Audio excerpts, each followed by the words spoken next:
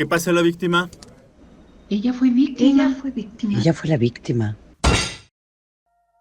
¿Pueden tratarme como una persona? Dejé de sentirme víctima cuando levanté la voz. Adivac Radio. Porque tu voz es poder. Tu voz es prevención. Semillas de Cambio. Teorías para la prevención y atención de la violencia sexual.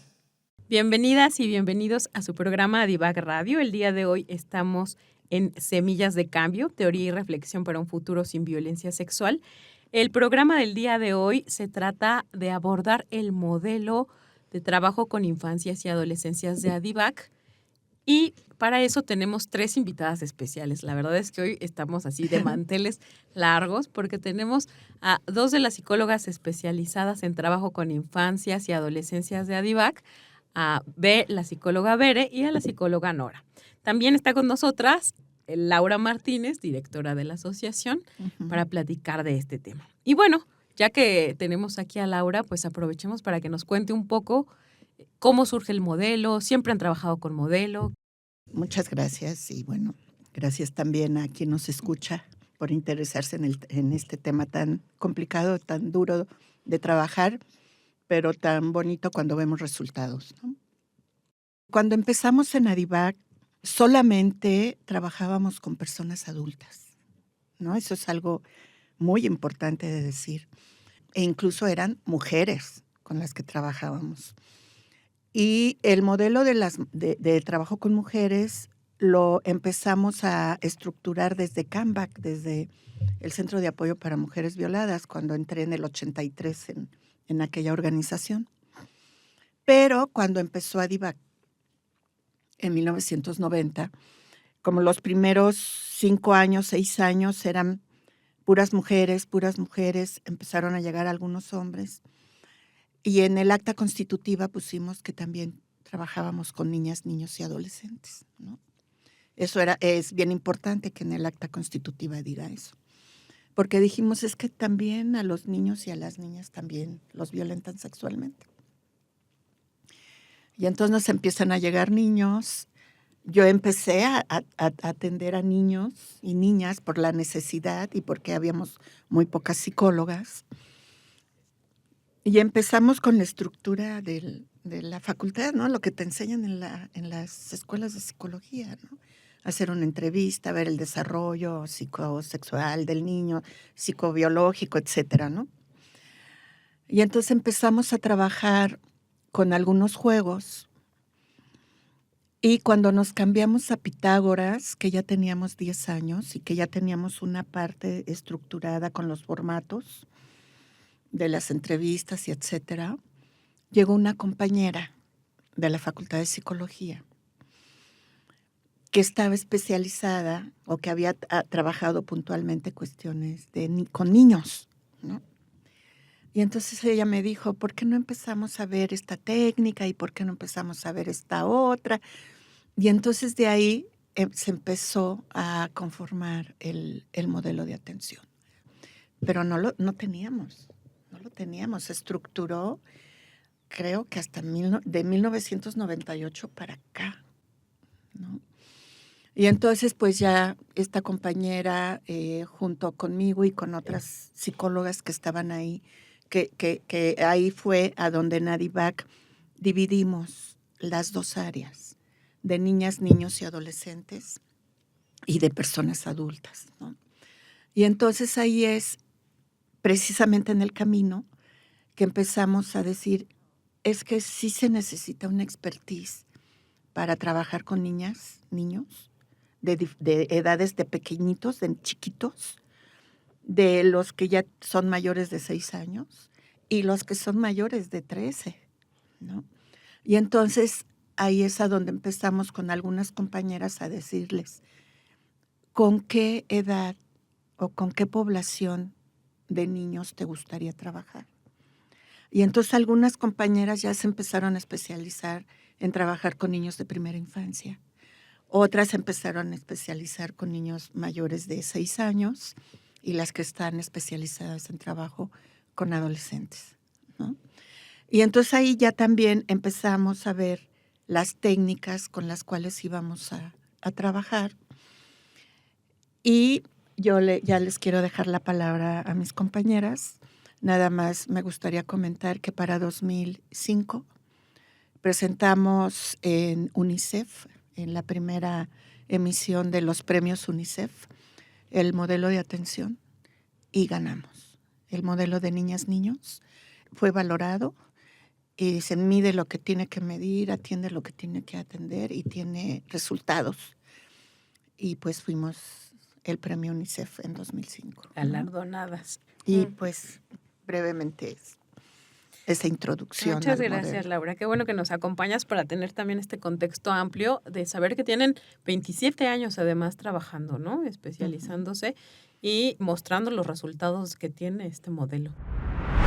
Adivac Radio. Como las dos conocen profundamente el modelo, les voy a hacer preguntas así indiscriminadamente, ¿no? Entonces, Nos vas Nora, a bombardear. las voy a bombardear, porque además es lo que me acercaron para conocer del modelo me pareció muy, muy interesante y por eso planteábamos hacer 2 sesiones, porque es un modelo muy rico y muy interesante que ya nos estarán platicando. Pero, Nora, cuéntanos un poquito cuáles son los objetivos de este modelo y más o menos de cuántas sesiones consta, qué modalidad tiene.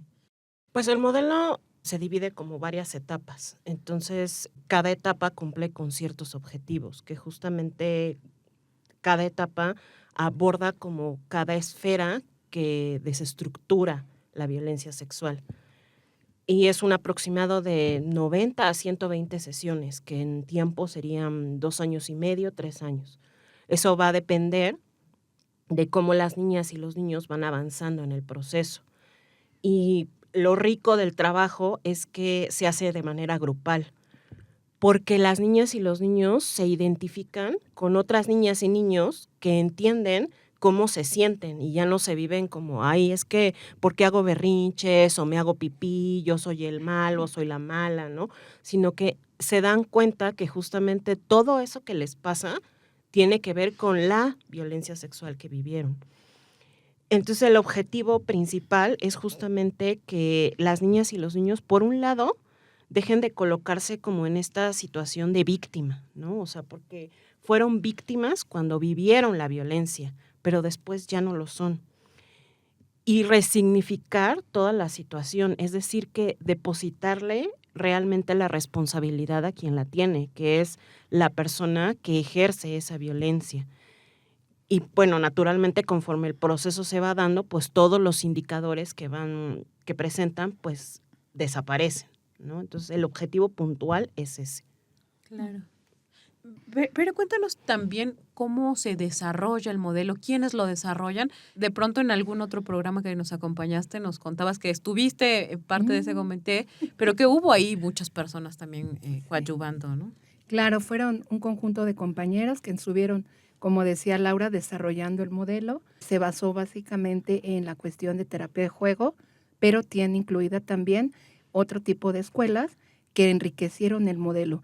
Aquí la parte importante es que le da voz a las personas, no solo a lo que están presentando como sintomatología, porque esa es muy diversa en todas las niñas y los niños. Entonces, este modelo lo que tiene es que empodera a los niños porque su voz es la que vale. Esa parte creo que es muy valiosa. Ahorita que le comentabas un poquito a Nora para retomar y luego continúo. Estas fases de atención, pues bueno, el modelo son 3 fases. La primera es la integración y la confianza y después vienen 11 fases de atención integral, como decía Nora. En estas 11 fases es donde trabajamos como todas las esferas de las niñas y los niños. Y la última fase, que es la parte de darles la información acerca de seguridad personal y la protección y prevención de una nueva situación de violencia sexual. Dentro de esto que comentaban, creo que es muy, muy importante rescatar la parte de la voz es de los niños, de las niñas. El modelo tiene creo que sobre muchas prácticas que se hacen, muchas ventajas. ¿Por qué? Porque no solo es un material para atender la violencia sexual, sino que también tiene herramientas y elementos para que una niña, un niño o un adolescente que vivió la violencia sexual y que no ha dicho lo que vivió, tenga las herramientas para poderlo hacer. también tiene herramientas para poder em, eh, prevenir las situaciones de violencia sexual en otros momentos. Entonces, es un modelo muy, muy, muy completo. Es un modelo que también tiene el enfoque de derechos humanos, que también tiene como todas las características necesarias que se requieren en el trabajo de la violencia sexual. Semillas de cambio. Adelante, Lau. Algo importante también es que se trabaja directamente con mamás, papás o cuidadoras o cuidadores, ¿no? Desde la primera sesión, bueno, en la primera entrevista, cuando son niños muy pequeños, menores de edad de 12 años, se les explica en la primera entrevista que se hace con los papás, se les explica en qué consiste el modelo muy brevemente para que sepan cuánto tiempo van a tener que estar llevando a su niño o a su niña, pero también se les explica que se va a trabajar con ellos. Cuando tú trabajas con un niño o con una niña que vivieron violencia sexual, es así riguroso y es exigible trabajar también con quien está cercano o cercana a ese niño o a esa niña. Y ya en la primera sesión, por eso es bien importante, muchas personas que han acudido a DIVAC y que han traído a sus niños y que iniciaron un proceso legal, los niños y las niñas desde la primera sesión revelan la situación de violencia sexual. Y entonces hay muchos papás, mamás, cuidadores que dicen, es que ya le dijo, porque nosotras trabajamos con el dicho de los papás o de los cuidadores. Cuando ya empezamos a trabajar con los niños, es que empezamos a trabajar precisamente que las niñas y los niños tengan la confianza de revelar la violencia sexual, ¿no? El modelo lo que genera, lo que tiene que generar y lo que siempre hemos visto es generar confianza. Un niño o una niña que fue atacado, que fue violentado sexualmente por una persona adulta, a veces tienen mucho miedo de relacionarse con esa señora o esa señorita. ¿Por qué voy a entrar con ella solito, ¿no? O solita, ¿no? Y entonces sí, lo que tienes que hacer es bajarte al nivel de los niños y empezarles a generar confianza, ¿no? Ya te platicarán las Nora Claro. y Bere, pero sí es hiper importante trabajar también con los cuidadores, cuidadoras o padres de familia, ¿no? Madres de familia. Sí, porque para hacer un cambio realmente significativo requerimos que el entorno de la niña y el niño cambie, porque si no, de nada sirve que vengan a trabajar una vez a la semana y sigan en casa revictimizándolos, violentándoles, no dándoles su lugar como personas, no dándoles esta escucha, que lo hablábamos un poco en el otro programa, ¿no? Que tenemos un mundo muy enfocado en los adultos y nos olvidamos de las niñas, de los niños y de los adolescentes, que tienen voz, que tienen decisión y que tienen sentimientos completamente diferentes a los que tienen la mamá y el papá. Claro, ¿y esto cómo lo hacen? Porque sé que tienen este grupo de contención para padres y madres, pero no sé si necesariamente lo trabajan desde ahí en el principio o si hay citas particulares con los papás, sin que entren al grupo de contención. ¿Cómo es que trabajan con los papás? ¿Cómo es su mecanismo, su modelo? Pues justamente se tienen estas juntas que se llaman juntas de retroalimentación, ¿no? Donde se cita en específico a las mamás, a los papás, a los cuidadores, porque no siempre es una mamá o un papá quien lleva a los niños y a las niñas. También hay tías, hay abuelitas, hay hay niñas o niños que atendemos que vienen de casa hogar. Entonces siempre hay una persona que está como responsable. Y entonces se les cita para que justamente toda esa sesión sea para el trabajo con ellas y con ellos. Y mucho de lo que se trabaja es justamente el que ellas y ellos se vivan acompañados en ese proceso, porque no es fácil. Creo que algo que yo hago mucho con las mamás y los papás sí es decirles desde un inicio, el proceso es difícil, es largo, pero vale la pena, porque ver a su hija y a su hijo sonreír cuando usted se vaya eso no tiene precio, ¿no? O sea, verlas y verlos regresar a ser esas niñas y esos niños que eran antes de vivir la violencia sexual, o sea, no hay nada que lo pueda como pagar o sea, no hay un precio que se pueda poner. Y como el proceso es difícil, justamente no todas las personas pueden como terminar el proceso, porque cierto es que es difícil. Y justo esta parte que comenta Bere es bien importante porque a mí sí me ha pasado que las niñas o los niños me dicen, oye Nora, es que habla con mi mamá, porque es que yo ya me siento mejor, pero ella como que no lo supera. Y entonces ahí te das cuenta que realmente el modelo funciona. O sea, lo que tú haces en el trabajo directo con las niñas y con los niños funciona, pero a veces las mamás y los papás pues les es muy difícil como avanzar, ¿no? Como dejar de ver como que el centro de la vida es la violencia, porque la vida no se detuvo ahí, pero a veces para las mamás, para los papás, para los cuidadores, es muy difícil porque tienen mucho miedo y hay como esta angustia de decir, bueno, y si tengo que salir, ¿ahora con quién lo dejo? O si pasó en la escuela, ay no, mejor ya no lo llevo a la escuela porque también le puede pasar. Y entonces esta sensación de que las niñas y los niños te digan, oye mamá, es que, pues, o sea, ya déjame salir, déjame ir aquí, déjame ir allá. O sea, ahí es cuando te das cuenta que ya el centro de su vida ya no gira en torno a la violencia. Y eso es parte de lo que trabajamos justo en esas juntas, como que ellas y ellos tengan esas herramientas para poder acompañarles de una manera asertiva, respetuosa, de escucha, de justamente hacer valer la voz de esas niñas y niños. Adivac Radio. Fíjate, en esto que dice Nora, quería retomar. Desde la entrevista inicial se hace una contención emocional para las mamás y para los papás o para la persona que viene, en este caso, representando al niño, la cuidadora. Se hace una contención, se explica cómo se va a trabajar, se explica la necesidad de trabajar en conjunto, porque ese sí creo que es una parte primordial para el avance en el modelo, que trabajemos en conjunto. Posteriormente, como comenta Nora, vienen las entrevistas que se hace, el trabajo que se hace mensualmente, cada 2 meses, dependiendo del avance, y hay aparte el modelo de contención para familiares, pero el modelo de contención para familiares se hace en un periodo y se invita a toda la comunidad, a todas las personas que están interesadas en participar en el modelo, y bueno, ahí se le da un seguimiento diferente. ¿Por qué?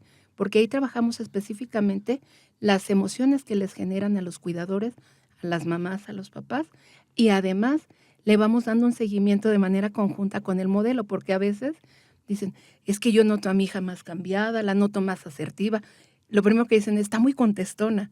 ¿Por qué? Porque está poniendo límites, porque está siendo asertiva. Claro. Entonces, de pasar a ser una niña que no se movía o estaba quietecita en una esquinita, ahora ya pide, ¿no? Mamá, quiero salir, mamá, quiero hacer. Y claro, es desde su necesidad. ¿Por qué? Porque pasaron de ser niños que estaban a lo mejor muchas horas solas o solos a ser niños que ahora están hipervigilados. Y eso también en las niñas y en los niños no les genera un ambiente de confort. Claro. Qué importante esto que dicen, porque ya podemos diferenciar, o nuestra audiencia también podrá diferenciar, las juntas de retroalimentación que son parte del modelo, del proceso de los niños y las niñas, y el modelo de contención, ¿no? Que se trabajan cosas diferentes, las dos muy importantes, pero son cosas diferentes, ¿no? Porque en el modelo de contención se escucha a los padres y a las madres, todos los afectos producidos, y que también tienen efectos en sus hijos, en sus hijas, ¿no? ¿Quieres decir algo, Laura? En la primera entrevista, cuando se hace el encuadre con los papás y ya después se pasa a trabajar con los niños, a los papás se les explica en qué va a consistir todo el modelo, ¿no? Qué es lo que se va a ir trabajando, ¿no? Y en las juntas de retroalimentación, además de preguntarles cómo es que ellos han observado a sus niños en casa, porque ellos se tienen que volver observadores de sus hijos para decirnos a nosotras, porque nosotras como psicólogas pues no estamos en la casa de los niños, ¿no? Y de las niñas. Y entonces los papás nos retroalimentan de cómo van viendo a sus niños. Pero en algunas de esas sesiones también les decimos, vamos a trabajar esta técnica, vamos a trabajar esta otra técnica. Probablemente vea usted cambios en su niño o en su niña. No se vaya a asustar si su niño o su niña le hace algunos comentarios. No se asuste. Se puede comunicar con nosotras para cualquier situación que usted vea que está pasando por la técnica que estamos trabajando con el niño o la niña. Es que entonces usted, por favor, nos llame. Porque aquí, o sea, en el trabajo de las emociones es mucha comunicación, ¿no? Cuando tú vas con un médico te dan una receta y te dicen qué tomarte. En el trabajo de las emociones no. En el trabajo de las emociones es mucha comunicación y darle tiempo a tu niño o a tu niña. Pero si ya lo ves bien, si ya lo ves que ya es diferente y que ya está siendo como era antes, o sea, eso es muy bueno, pero todavía le falta. Y entonces a veces sí nos cuesta trabajo más el trabajo con las personas adultas, con los papás y las mamás, que con los niños y las niñas. Vemos más respuesta, como dicen mis compañeras, mis colegas, en los niños. Hay una respuesta en las niñas inmediata más que en las personas adultas. Semillas de cambio.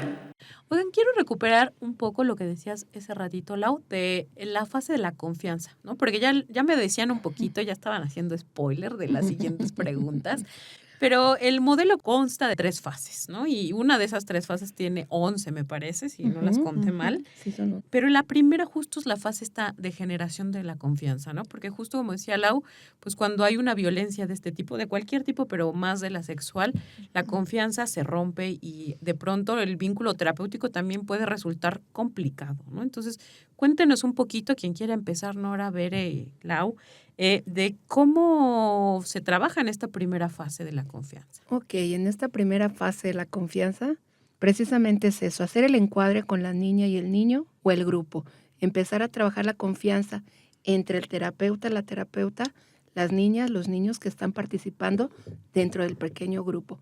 ¿Cómo lo hacemos? Pues a través de conociéndolos precisamente, qué es lo que les gusta, qué es lo que no les gusta, por qué están ahí, si saben por qué están ahí, integrándolos porque trabajamos en pequeños grupos, diadas o triadas, entonces trabajamos la integración entre ellos mismos. En esas primeras sesiones no se toca como tal el tema de la violencia sexual. Primero tenemos que generar esta confianza entre las niñas, niños y adolescentes. Y las sesiones, bueno, pueden variar conforme vamos avanzando con la niña y el niño, porque te pudiera decir, son 6, 8 sesiones, pero en ocasiones se tarda más. O en ocasiones hay niños que llegan con una apertura y una facilidad de comunicación y de integración, y esto nos permite, pues bueno, empezar el modelo de manera más rápida. Lo que sí es una realidad, no podemos tocar como tal el tema de la violencia sexual si antes no hemos generado ese vínculo. Nora. Y creo que una parte también bien importante es como ser muy observadoras, ¿no? Porque cada niña y cada niño es diferente, no es como que haya una receta de cocina o es como todas las niñas y los niños presentan estos indicadores, no existe eso. Y también depende de la edad, o sea, porque hay niñas y niños, por ejemplo, que incluso se niegan a entrar al espacio. Entonces, ¿cómo le haces tú para que pueda entrar al espacio de una manera respetuosa, a su tiempo, conforme se sienta cómoda o cómodo, pero sin resultar como en volver a revictimizar o a violentar, ¿no? Entonces, ¿de qué herramientas te vas a valer tú para que esa niña o ese niño en algún punto acceda a entrar al espacio, ¿no? O niñas y niños que de repente pues no te aceptan ni siquiera sentarse junto a ti, porque es tanta la inseguridad, tanto el miedo que hay, porque no están con una persona que conocen, o sea, tú eres una extraña completamente. Entonces, de ti depende que ese espacio se convierta en un espacio seguro para las niñas y los niños. Entonces, tú tienes que volverte muy observadora, ¿no? Como de ver qué es lo que necesita esa niña o ese niño para que justamente ese espacio en el que va a acudir una vez a la semana durante 2 o 3 años se convierta en un espacio seguro donde se sienta bien, donde se sienta a gusto, donde no lo viva como algo aversivo, como violento. Entonces, una parte es esa también, ¿no? Como volverte muy observadora y no puedes como llegar y abrazar a todos los niños porque no es correcto. O sea, justo una parte de lo que nosotras trabajamos en terapia es que las niñas y los niños sepan que en su cuerpo ellas y ellos son quienes ponen límites y no necesariamente solamente con la cuestión de los genitales, sino en todo su cuerpo. Si a mí no me gusta que me hagan cosquillas, si no me gusta que me toquen el cabello, si no me gusta que me abracen, y conforme tú te adaptas, porque tú eres quien se adapta en realidad, o sea, no es como que las niñas y los niños trabajen a lo que tú quieres. Claro. O sea, es como ellas y ellos te dan la pauta para poder hablar de lo que necesitan y de lo que ellas y ellos te quieren compartir. Así como hay niñas y niños que en un inicio te abren la violencia sexual, hay otras que tardan muchísimo tiempo. Y es como hacerles saber, mira, no pasa nada. O sea, cuando tú estés lista, cuando tú estés listo, yo estoy aquí. A mí incluso me ha pasado con niños que me dicen, Nora, es que no te quiero contar porque te voy a lastimar. Porque yo veo que mi mamá llora muchísimo cuando le cuento. Y entonces, ¿cómo hacerle sentir a esa niña o ese niño que claro, o sea, si no es que no sintamos nada, pues claro que sientes, te da mucho enojo, te da mucha rabia, mucha impotencia, pero que sepan que vas a estar bien Claro. y que le puedes acompañar. Fíjense que se han complementado muy bien en esta explicación del modelo porque me hacen pensar muchas cosas, ¿no? De principio, que existe un modelo, a mí, ustedes me van corrigiendo si no las he entendido bien, pero que existe un modelo no implica que haya una lista de cómo se tiene que trabajar con cada niño, porque como bien han dicho las dos, tienen indicadores distintos, tienen tiempos distintos para la confianza. Entonces, bueno, la existencia de un modelo no tiene que ver con seguir una receta, ¿no? Y tampoco tiene que ver con que cualquiera pueda seguir un Puede modelo, ¿no? prepararse. O sea, yo puedo tener aquí el modelo en la mano y ser incapaz de llevarlo a cabo porque se Claro. requiere también de una sensibilidad muy específica, de un trabajo también personal muy fuerte con estos temas y también de poder transmitir esto mismo que se hace en los ejercicios, ¿no? Si yo estoy hablando de los límites en el cuerpo de los niños, niñas, pues no puedo llegar a abrazar a todos los niños porque estoy haciendo una contradicción, ¿no? También de mi propio modelo. Entonces, yo quería rescatar esto porque a veces se piensa, ¿no? Que un modelo nos hace cuadradas en la manera de trabajar. Y no es así, ¿no? Es un trabajo mucho más integral, pero sí se requiere un modelo para poder también sistematizar cómo se va avanzando, para presentar también resultados, etcétera, ¿no? Incluso para la evaluación de mecanismos internacionales, ¿no? Entonces, bueno, esto quería rescatar y Laura, ¿tú querías añadir ¿Tú algo? quieres comentar algo, Veré? Nada más esta parte que decía Nora de lo importante que es el respeto y el estar observando y el expertise en el manejo del modelo, Eso. que esta es una parte importantísima. No por tener el modelo en tus manos ya eres experta en el manejo. ¿Por qué? Porque necesitas observar a la niña, al niño, saber los tiempos, saber qué fase podemos aplicar que va perfectamente con las características que este niño está teniendo ahorita, esta niña, y las necesidades. Creo que esa es la parte como más importante del modelo, que enriquece muchísimo todas las esferas, pero cada una a su nivel. Sí, lo que yo quería comentar es que un modelo del abordaje de la violencia sexual infantil es necesaria porque sí tienes que tener un objetivo. El objetivo principal de tener un modelo bien estructurado para el abordaje de la violencia sexual contra niñas, niños y adolescentes es que vas a manejar el trauma, un trauma muy emocional, muy fuerte. Y entonces no puedes estar confrontando al niño desde la primera o segunda sesión si no has generado toda esa confianza. Entonces, aparte de manejar y de tener ese contacto directo con niñas, niños y adolescentes, o sea, sí es bien importante que tú en tu formación profesional sí te hayas formado para trabajar con niñas, niños y adolescentes. O sea, sí tiene que ser, sí tienes que conocer todo lo que te enseñan en las escuelas de psicología, ¿no? El desarrollo infantil, ¿no? Las etapas, qué dice Erickson, qué dice Freud, qué dice Ana Freud, qué dice Piaget, ¿no? O sea, sí tienes que conocer el desarrollo de las niñas, niños para poder trabajar con ellos. Entonces, nosotras sí tuvimos que tener esas bases para poderlo trabajar, y lo que ya nos hace expertas es haber trabajado ya tantos años con niñas y niños. Y lo que nosotras hacemos cuando llegan compañeras que quieren sumarse a nuestro trabajo, les preguntamos si ellas ya trabajaron con niños, ¿no? Hay algunas que llegan con maestrías, ¿no? Con doctorados, pero tienen la teoría, pero no tienen la experiencia directa del trabajo con niñas, niños.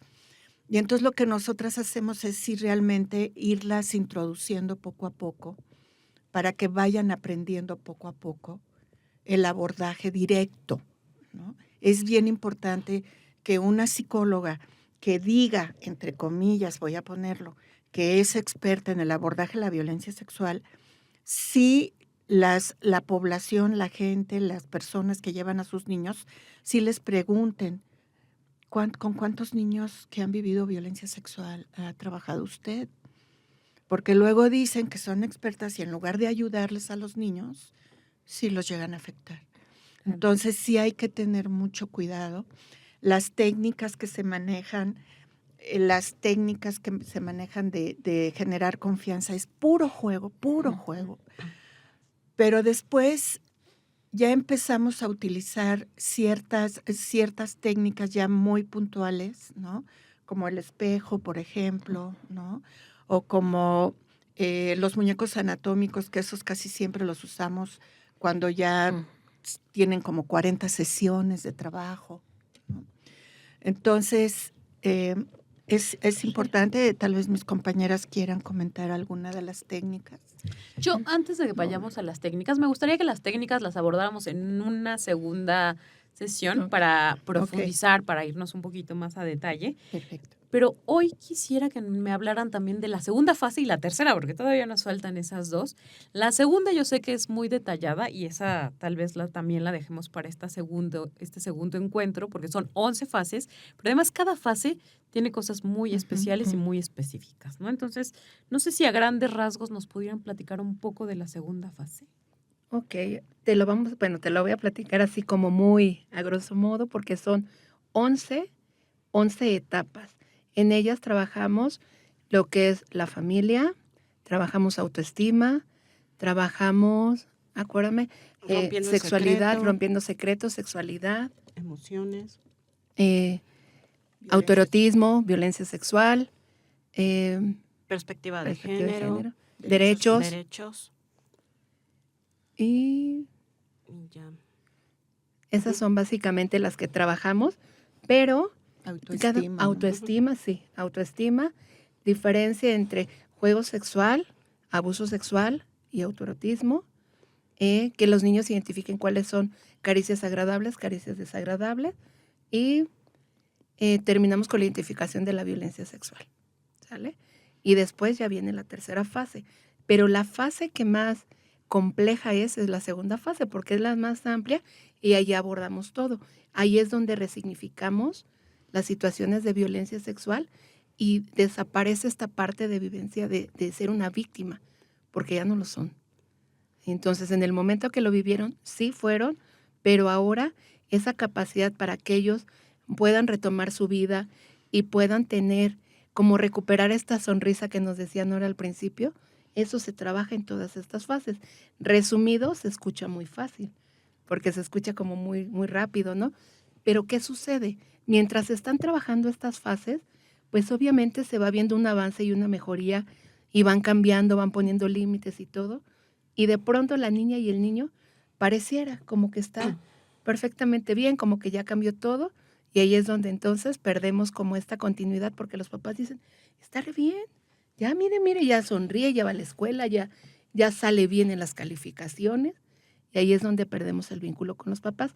Por eso la importancia desde el primer día que conozcan que el modelo es un modelo largo en tiempo, pero que bueno, se tiene que terminar para darle en verdad esa finalización. Claro. ¿Y la fase 3 cómo se trabaja, Nora? La fase 3 justamente ya es prepararlos para el cierre, ¿no? Porque también conlleva una preparación. O sea, porque la terapia se convierte en una parte de su vida donde acuden 2, 3 años, una vez a la semana, y naturalmente se genera pues un vínculo entre las niñas y los niños, pero también con la psicóloga o con el psicólogo. Entonces, una parte bien importante es que justamente cuando ya vamos a entrar a esa fase, pues es irles explicando, oye, mira, ya es tiempo de que ya vamos a acabar la terapia, irles preparando para que justo cuando llegue ese momento, pues lo suelten, porque tampoco pueden depender de la terapia para siempre. O sea, la terapia fungió como esa muleta donde se recargaron, pero realmente quienes hacen el trabajo son las niñas y los niños. Nosotras solo les acompañamos, pero el trabajo difícil lo hacen las niñas, los niños y los adolescentes. Entonces, esa tercera etapa justamente es la parte donde ya vemos la parte de prevención, que es como un recapitular todo lo que ya se vino trabajando en el proceso y el cierre. Y siempre dejándole en cuenta que a pesar de que se hace el cierre, a DIVAC le deja el espacio abierto si en algún momento vuelve este tema de la violencia sexual a generar emociones no agradables en ellos y que en ellas y en ellos y que requieran de nuevo trabajar.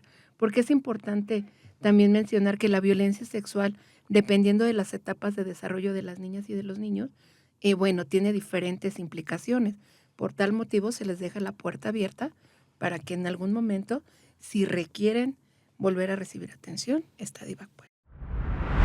Adivac Radio. No sé si fue en el programa con Vera o si en alguno con Beto y Nora, se hablaba de que de pronto vuelven en la adolescencia, ¿no? Si su primer modelo lo tomaron en la infancia, vuelven en la adolescencia, pero yo creo que sería importante que la audiencia también comprendiera que por el momento del desarrollo de pronto hay una reestructuración también de los temas sexuales, ¿no? Y vuelve el tema del abuso, pero bueno, ustedes nos pueden un poco ampliar también el tema.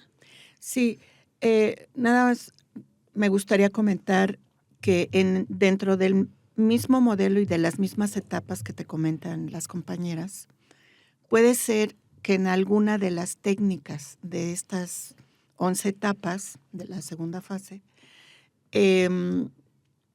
a los niños les mueve mucho o a las niñas lo que están viendo, lo que se está manejando.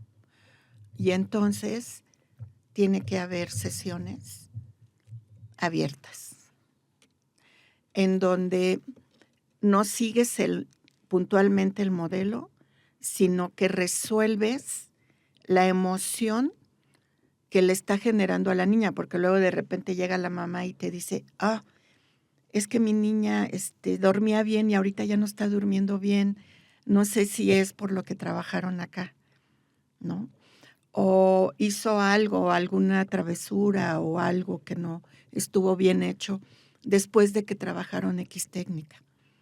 Y entonces las mamás es cuando les platican a las compañeras o las cuidadoras o los papás que está pasando X situación y entonces ellas lo retoman con los niños y entonces se hace una sesión abierta, ¿no? En el caso de que cuando ya se dan de alta las niñas, los niños, sí hay una afectación a futuro. Cuando tú eres niña o niño, la experiencia la vives de una manera y no tiene la misma carga del ataque, de la violencia, a cuando ya creces, ¿no? Si eres niña de 2 años, de 3 años, ¿no? Cuando ya tienes 6, cuando ya tienes 8, cuando ya te empiezan a enseñar en la escuela lo que es la menstruación, lo que son las partes de tu cuerpo, es cuando entonces otra vez vuelve a entrar una crisis, ¿no? Una crisis emocional, porque entonces identificas que lo que te hicieron ya le das una carga emotiva diferente, ¿no? Porque ya hay un aprendizaje desde pequeñita hasta 12 años, 13 años, y empiezas con la menstruación, te empieza a crecer las partes de tu cuerpo, ¿no? Te empieza a salir vello en tu cuerpo. Entonces, sí empieza, hay un conflicto muy grande. Y entonces lo tienes que retomar en la adolescencia, pero también lo tienes que retomar en la adultez. Una violencia sexual nunca se olvida. Nunca la vas a olvidar. Sí la vas a traer ahí en tu cabeza. Lo que aprendes en el acompañamiento emocional es a dejarte de colocar como víctima. Si te das cuenta, nosotras no decimos víctimas, son personas con nombre y apellido, porque esa ya es una clasificación y nombrarlas así es seguirles retroalimentando que son víctimas. Claro. Cuando ya no lo son. Y entonces también nombrar a la violencia sexual así, con su nombre. No decir abuso. Fuerte. Abuso es como, como hacer la palabra un poquito no tan, ¿no? Y entonces mejor decimos abuso para que no duela, para que no sea fuerte el impacto. Pero es fuerte. La violencia sexual es fuerte. Y entonces la tenemos que nombrar, ¿no? Y entonces eso es lo que ellas van aprendiendo. Sí se van, niñas y niños, adolescentes, sí se van colocando ya diferente. Vemos su asertividad y la observamos, ¿no? Porque hay una técnica bien bonita que una vez me platicó Bere, que le dijo a un niño, estaban viendo la cuestión del cuidado de su cuerpo. Y me dice, y le dije al niño, ve, agarras el bote de la basura, la tiras y te la pones de sombrero. Sí. ¿No? Te cuento. Sí. Ya no me acuerdo muy bien, pero creo que es esta. Y dijo él, porque me ha tocado que hay niños que sí se lo quieren poner y otros que te dicen, ay, no, ¿por qué me lo voy a poner? Yo no me lo voy a poner. Yo no soy esa. ¿Yo por qué me lo tengo que poner si es basura? La basura está ahí. Yo no soy basura. Pero eso es después de un trabajo terapéutico. Claro. De un trabajo de muchos meses, no de 2, 3 sesiones. Sí, yo soy la psicóloga. Y me tienes que hacer caso. Claro. Y te tienes que poner el cesto de la basura de sombrero. No. Claro. Sí. Y entonces ahí es a donde tú vas viendo que las niñas y los niños se van colocando diferente en la vida. Y por eso algunas mamás hasta dicen, ay, es que es muy respondón. Pues es que ya se valora, ya sabe que tiene derechos, ¿no? Y que lo que le hicieron no debió haber sido, y ya se coloca diferente. Claro. ¿No? Bueno, yo quiero agradecerles que hayan estado acá las 3 juntas platicando de este tema tan importante, y por eso también quiero comprometerlas a que vengan en una segunda ocasión, a que sigamos profundizando en este modelo, porque nos quedamos cortas, porque es un modelo que tiene muchos matices, que está muy interesante y que además la audiencia puede conocer a detalle, ¿no? Creo que hay una cosa con la que yo quisiera cerrar este tema de la víctima.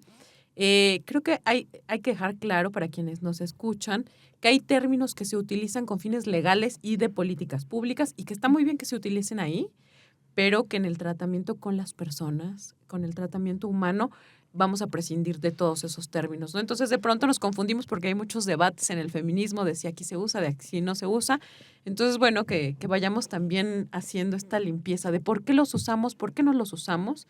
Y bueno, agradecerles que hayan estado acá con nosotras y queda pendiente que vuelvan a una segunda emisión.